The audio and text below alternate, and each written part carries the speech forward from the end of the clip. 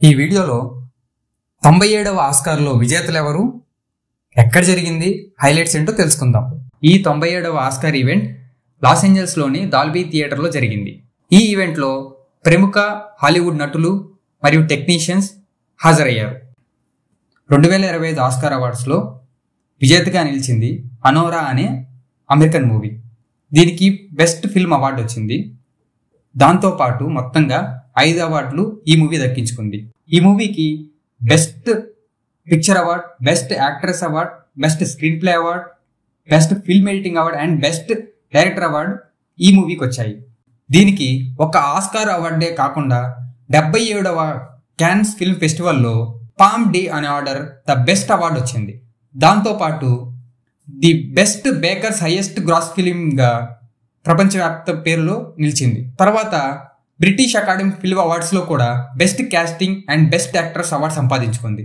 National board of review and American film institute దీనికి 2024లో top 10 మూవీస్లో స్థానం ఇచ్చింది. ఈ మూవీ మొదటగా 77వ క్యాన్స్ ఫిల్మ్ ఫెస్టివల్లో ప్రదర్శింపబడి విమర్శకుల చేత కూడా ప్రశంసలు పొందుకుంది. తర్వాత అక్టోబర్ 18, 2024 ప్రపంచవ్యాప్తంగా రిలీజ్ అయింది. ఈ మూవీ బడ్జెట్ కేవలం $6 మిలియన్ అయినప్పటికీ ప్రపంచవ్యాప్తంగా $41 మిలియన్ సంపాదించుకుంది. ఈ మూవీ కథాంశం ఏంటంటే, ఒక వేశ్యకి ఒక ధనవంతుని కొడుక్కి జరిగిన ప్రేమ కథ. ఈ మూవీ తీసిన షేన్ బేకర్కి బెస్ట్ డైరెక్టర్ అవార్డు వచ్చింది. Next award the best actor Adrien Nicholas Brody the Brutalist మూవీకి వచ్చింది.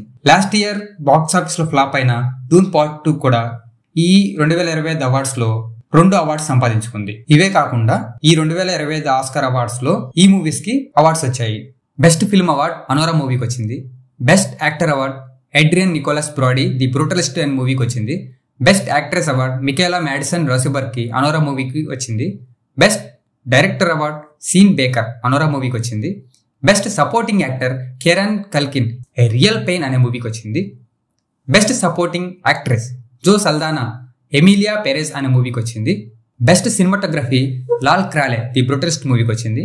Best adapted screenplay Peter Straughan Conclave మూవీకి వచ్చింది. Best original screenplay Sean Baker Anora మూవీకి వచ్చింది. Best costume design Paul Tazewell Wicked అనే మూవీకి వచ్చింది. బెస్ట్ యానిమేటెడ్ ఫీచర్ ఫ్లో అనే మూవీకి వచ్చింది. Best animated short film in the shadows of the cypress అనే మూవీకి వచ్చింది. Best makeup and hair style the substance అనే మూవీకి వచ్చింది. Best editing Sean Baker Anora మూవీకి వచ్చింది. Best original song El Mal Emilia Perez అనే మూవీకి వచ్చింది. Best production design Nathan Crowley Lee Sandales Wicked అనే మూవీకి వచ్చింది. Best documentary feature no other land అనే మూవీకి వచ్చింది. Best documentary short film the only girl in the orchestra అనే మూవీకి వచ్చింది. Best sound award Dune part 2కి వచ్చింది. Best visual effects Dune part 2కి వచ్చింది.